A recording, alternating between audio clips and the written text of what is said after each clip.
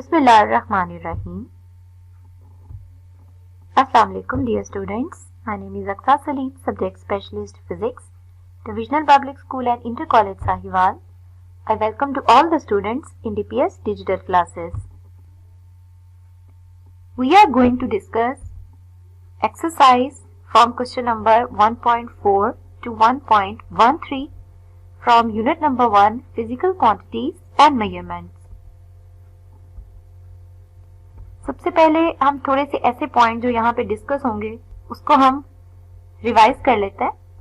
आपने इसमें पढ़ा था बेस क्वांटिटीज के बारे में। There are 7 physical quantities which form the foundation of other physical quantities. These physical quantities are called the base quantities. इसकी 7 बेस क्वांटिटीज थी जो हमारे पास टेबल मौजूद था। उसमें length, mass, time, electric current, temperature, intensity of light और amount of substance include था। उसके बाद ड्राइव क्वांटिटीज क्या होती हैं? Those physical quantities which are expressed in terms of base quantities are called the derived quantities. और इसकी example में भी हमारे पास एक टेबल मौजूद था जिसमें area, volume, speed, force, work, energy, power, electric charge, electric potential और बहुत सारी और वैल्यूज शामिल थी। उसके बाद हमने पढ़ा था बेस यूनिट्स के बारे में। बेस यूनिट्स को कैसे डिफाइन किया जाता है? The units that describe base quantities are called base units. इसकी एग्जांपल्स हमने जो बेस क्वांटिटीज थी उनकी यूनिट से हम इसको रिकॉग्नाइज कर सकते हैं। जैसे लेंथ का यूनिट मीटर है, टाइम का सेकेंड, टेम्परेचर का केल्विन और मास का किलोग्राम। उसके बाद ड्राइव यूनिट्स क्या होते हैं? The unit used to measure derived quantities are called derived units. इसमें वॉल्यूम का यूनिट मीटर क्यूब है, एरिया का यूनिट मीटर स्क्वायर और वेलोसिटी का मीटर पर सेकेंड और बहुत सारी यहाँ पे वैल्यूज आपने पढ़ी थी जिनके यूनिट को हमने पढ़ा था। अब लेक्चर स्टार्ट करते हैं हम। आज हमने करनी है एक्सरसाइज हम स्टार्ट करेंगे 1.4 क्वेश्चन से जो है find the base quantities involve in each of the following drive quantities. यहाँ पे हमारे पास कुछ ड्राइव क्वांटिटीज उन्होंने दी हुई है, जैसे स्पीड दी हुई है, वॉल्यूम दिया हुआ है, फोर्स दिया हुआ है और वर्क दिया हुआ है। ये हमारे पास ड्राइव क्वांटिटीज हैं, ये चारों की चारों। हमने इसके अंदर बेस क्वांटिटीज को बताना है। हमें पता है कि हर ड्राइव क्वांटिटी बेस क्वांटिटी से मिलके बनती है। दो बेस क्वांटिटीज को मल्टीप्लाई या डिवाइड करने से ही हमारे पास ड्राइव क्वांटिटी मिलेगी। तो हमने इन चारों में बताना है कि बेस क्वांटिटीज कितनी है। स्टार्ट करते हैं हम स्पीड से। सबसे पहले फॉर्मूला हम लिखेंगे। स्पीड का फॉर्मूला होता है distance covered by body divided by time. d/t भी इसको हम फॉर्मूले के लिहाज से लिख सकते हैं। यूनिट क्या होगा? मीटर होगा और सेकंड होगा। यहाँ पे हम देखते हैं कि डिस्टेंस का यूनिट है मीटर और टाइम का यूनिट है सेकंड। तो मीटर पर सेकंड इसको इस तरह से भी लिखा जा सकता है। ये हो गया इसका यूनिट। उसके बाद unit of speed shows the speed is a drive quantity. ये तो उन्होंने बता दिया कि ये ड्राइव क्वांटिटी है and it is drive from length and time. Distance हो या लेंथ हो एक ही बात है, डिवाइडेड बाय टाइम। ये टाइम भी हमारे पास बेस क्वांटिटी है, डिस्टेंस भी हमारे पास बेस क्वांटिटी है। इसका मतलब है ये जो ड्राइव क्वांटिटी स्पीड है ये डिस्टेंस को टाइम पे डिवाइड करने से मिला। अब हम देखते हैं इसमें बेस कितनी है। मीटर क्या है? Unit of length. सेकंड क्या है? Unit of time. यानी इसके यूनिट के लिहाज से हम देखें मीटर किसका यूनिट है? डिस्टेंस का और सेकंड टाइम का। तो अब हम इसके लिहाज से देख सकते हैं कि लेंथ और टाइम दो बेस क्वांटिटीज हैं जिनसे मिलकर ये बना है। तो ये हमारे पास हो गया स्पीड। सेकंड हमने वॉल्यूम का बताना है। वॉल्यूम भी एक ड्राइव क्वांटिटी है। इसका फॉर्मूला क्या होता है? लेंथ, विड्थ और हाइट तीनों को हम मल्टीप्लाई करें तो वॉल्यूम बन जाता है। यूनिट इसका क्या होता है? यूनिट ऑफ वॉल्यूम लेंथ का भी मीटर, विड्थ भी मीटर और हाइट भी मीटर, यानी मीटर क्यूब इसका यूनिट हो गया। So unit of volume shows the volume is a drive quantities and it obtained from the length. Volume हमारे पास 3 लेंथ, ये भी लेंथ है, width भी एक लेंथ है और हाइट भी एक लेंथ है। तीनों का यूनिट मीटर है। यानी हम इसमें आंसर निकाल सकते हैं कि length is a base quantity. यानी वॉल्यूम जो है वो लेंथ से मिलके बना है, उसमें इन्वॉल्व लेंथ होगी। उसके बाद हमारे पास है फोर्स। फोर्स का फॉर्मूला सबसे पहले देख लेते हैं। Force is equal to mass multiply by acceleration, यानी F is equal to ma भी इसको कहा जाता है। यूनिट ऑफ फोर्स क्या होगा? मास का यूनिट होता है किलोग्राम, जबकि एक्सेलरेशन का यूनिट ये आपको टेबल में मिल जाएगा मीटर पर सेकंड, यानी किलोग्राम मीटर पर सेकंड स्क्वायर, ये इसका यूनिट हो गया। अब हम कहते हैं कि यूनिट ऑफ मास किलोग्राम है, यहाँ पे लिखा। यूनिट ऑफ लेंथ यानी एक्सेलरेशन जो है उसका यूनिट मीटर पर सेकेंड है। मीटर जो है वो लेंथ का यूनिट है। पर सेकेंड यानी 2 टाइम्स इसके अंदर टाइम आ रहा है, तो unit of time is second. अब हम अगर इस यूनिट के लिहाज से देखें तो किलोग्राम यानी मैस इसमें इन्वॉल्व है, मीटर यानी लेंथ इसमें इन्वॉल्व है और टाइम इसमें इन्वॉल्व है। तो हम ये कह सकते हैं unit of force shows that it is a derived quantity. और ये निकला कैसे है? Force is derived from mass, length and time. अब ये कैसे पता चला? किलोग्राम है इसका मतलब है मैस इसमें इन्वॉल्व है, मीटर इसमें है इसका मतलब है मीटर यूनिट किसका है? लेंथ का, तो लेंथ भी इन्वॉल्व है। सेकेंड इसके अंदर इंक्लूड है, बेशक 2 टाइम सेकेंड आ रहा है लेकिन आपने वैल्यू एक दफा ही लिखनी है। तो टाइम यानी मैस, लेंथ और टाइम ये 3 इसमें इन्वॉल्व है और ये तीनों क्या है? These are the base quantities. उसके बाद है हमारे पास वर्क। वर्क का फॉर्मूला है W is equal to F cross S। यहाँ पे S हमारे पास डिस्प्लेसमेंट के लिए यूज होता है। डिस्प्लेसमेंट हो या डिस्टेंस हो, ये लेंथ ही कहलाती है। यूनिट ऑफ वर्क हमारे पास क्या है? किलोग्राम मीटर पर सेकंड स्क्वायर। फोर्स का यूनिट हम यहाँ से भी ले सकते हैं, ये हमने फोर्स का यूनिट लिया किलोग्राम मीटर पर सेकंड स्क्वायर, इसको हमने यहाँ लिखा। और ये जो डिस्टेंस है ये भी मीटर है, इसको भी हमने यहाँ पे लिखा। यूनिट में देखें किलोग्राम है, मीटर है, सेकंड है, यानी यहीं से आपको अंदाजा हो जाएगा unit of work shows that it is a derived quantity. Work is derived from the mass, length and time. Kilogram mass का यूनिट है, मीटर लेंथ का यूनिट है, सेकंड टाइम का यूनिट है। यानी हम कह सकते हैं कि mass, length and time are base quantities जो कि इसको बनाने के लिए इन्वॉल्व है इसके अंदर। उसके बाद है हमारे पास question 1.5 estimate your age in second.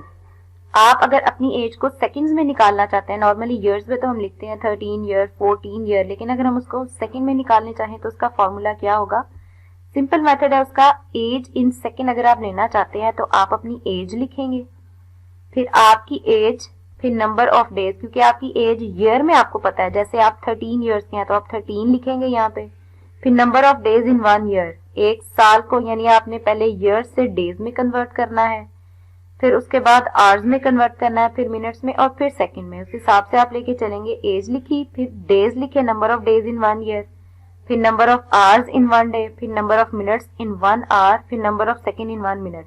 यानी स्टार्टिंग फ्रॉम योर एज, अपनी एज आपने ईयर्स में ली, फिर आपने उसको डेज में कन्वर्ट करना है, फिर आपने उसको आवर्स में कन्वर्ट करना है, फिर आपने उसको मिनट्स में कन्वर्ट करना है, and then you will convert in seconds. इस तरह करने से आपके पास एज आ जाएगी सेकंड्स में। जैसे यहाँ पे लिया हुआ है, सपोज आपकी एज 15 इयर्स है तो 15 लिखा, फिर एक साल में दिन कितने होते हैं 365 वो लिखा, फिर एक दिन में घंटे कितने होते हैं विच इज 24, फिर 1 आवर में मिनट्स कितने होते हैं 60 और 1 मिनट में सेकंड्स कितने होते हैं 60। ये हमने लिखा तो ये आ गया आंसर। आप अपनी एज के मुताबिक इसको सॉल्व कर सकते हैं। By this method you can convert your exact age into seconds. What role SI unit have played in the development of science? Science की डेवलपमेंट के लिए SI यूनिट का क्या रोल है या वो कितने इंपॉर्टेंट है, आप एक तरह से समझ लें। बहुत इंपॉर्टेंट ये क्वेश्चन है, अक्सर आता है पेपर में। आंसर है इसका, SI unit have played a very important role in the development of science.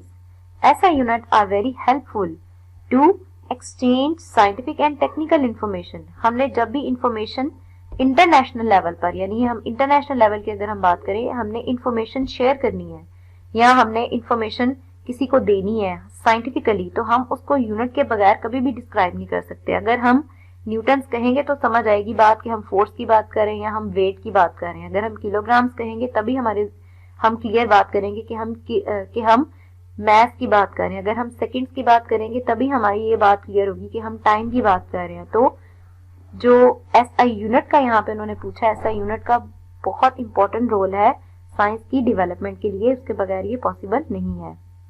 Next question है, what is meant by vernier constant? So the least count of vernier caliper also called the vernier constant. लेकिन यहाँ पे what is meant bye उन्होंने पूछा है, सिर्फ ये लिखना काफी नहीं है, इसकी डेफिनेशन आपने लास्ट में लिखनी है। The difference between one small division on main scale and one vernier scale division is 0.1 millimeter. It is called least count of the vernier calipers. ये definition already आपने vernier caliper topic में पढ़ी है। Formula इसका लिखेंगे आप, least count of vernier caliper that will be equal to the smallest reading on main scale divided by number of division on vernier उसके बाद नेक्स्ट क्वेश्चन है हमारे पास, what do you understand by the zero error of a measuring instrument. Zero error क्या होता है किसी भी मेजरिंग इंस्ट्रूमेंट में? तो सबसे पहले आपने जीरो एरर की डेफिनेशन बतानी है। Zero error is said to be occur if the zero line of vernier scale does not coincide with the zero line of the main scale। ये होगी जीरो एरर की डेफिनेशन। उसके बाद हम बताएंगे कि जीरो एरर होते कितनी तरह के हैं। दो तरह के जीरो एरर हैं, पॉजिटिव जीरो एरर है और नेगेटिव जीरो एरर है। पहले बात करते हैं पॉजिटिव जीरो एरर की। पॉजिटिव जीरो एरर कब होगा? Zero error will be positive if the zero line of vernier scale is on the right side of the zero of the main scale। And second हमने पढ़ना है negative zero error. वो क्या होता है? Negative zero error will be negative if the zero line of vernier scale is on the left side of the zero main scale. ये भी definition already आपकी बुक पे मौजूद है। Question number 1.9, why the use of zero error is necessary in the measuring instrument. Zero error हम क्यों निकालते हैं मेजरिंग इंस्ट्रूमेंट में या क्यों जरूरी है? So zero error is necessary in the measuring instrument to obtain an extreme correct value। अगर पहले ही उसमें कोई जीरो एरर होगा वो इंस्ट्रूमेंट हमें कभी भी करेक्ट वैल्यू नहीं देगा। इस वजह से जीरो एरर को निकालना हमारे लिए कंपल्सरी होता है। उसके बाद है 1.10, what is stop watch and what is the least count of mechanical stop watch you have used in the laboratory. So stop watch is a device which is used to measure the time interval of an event. ये होगी stop watch की definition. उसके बाद है उन्होंने पूछा हुआ कि लीस्ट काउंट क्या होता है मैकेनिकल स्टॉप वॉच का। So mechanical stop watch has least count up to 0.1 second. ये आप इसके सेकेंड पोर्शन का ये आंसर लिखेंगे। नेक्स्ट क्वेश्चन है, why do we need to measure extremely small interval of time. हमें स्मॉल इंटरवल ऑफ टाइम निकालने की जरूरत क्यों पड़ती है? And in nature and also in physics there are so many phenomena which vary with respect to extremely small interval of time, and for their experimental measurement we need very precise time measuring instrument। इसका मतलब है कि हमें अपने इर्द गिर्द अगर हम देखें तो हमें बहुत ज्यादा स्मॉल इंटरवल ऑफ टाइम निकालना पड़ता है। हमें एक एक मूवमेंट का टाइम भी निकालना पड़ता है कि कोई बॉडी अगर मूव कर रही है और इतने माइक्रो सेकेंड में कर रही है, हमें उसकी वैल्यू भी निकालनी पड़ती है। तो ये एक्सट्रीमली स्मॉल इंटरवल निकालने के लिए हमें जरूरत पड़ती रहती है जब भी हम कोई एक्सपेरिमेंट करते हैं। So we need to measure extremely small interval of times to calculate the time intervals of natural and artificial event. इसलिए हमें स्मॉल इंटरवल की जरूरत पड़ती है। जब हम स्मॉल इंटरवल निकाल लेते हैं तो हमारे लिए उसकी वैल्यू को बड़ा करके बताना या उसको मल्टीप्लाई करना, डिवाइड करना और उसको एक्सप्लेन करना और उसकी प्रिसाइज टाइम को डिस्कस करना हमारे लिए ज्यादा आसान हो जाएगा। उसके बाद है what is meant bye significant figure of a measurement. Book में आपने टॉपिक पढ़ा होगा सिग्निफिकेंट फिगर। सबसे पहले हम इसकी डेफिनेशन पढ़ते हैं। All the accurately known digit and first doubtful digit in an expression are called significant figures. बहुत सारी एग्जांपल्स आपने उसमें पढ़ी थी। इसके अंदर significant figures reflect the precision of a measured value of physical quantity. कोई ना कोई इसकी एग्जांपल्स भी ऐड कर सकते हैं। नेक्स्ट क्वेश्चन है हमारे पास, how is precision related to the significant figure in a measured quantity.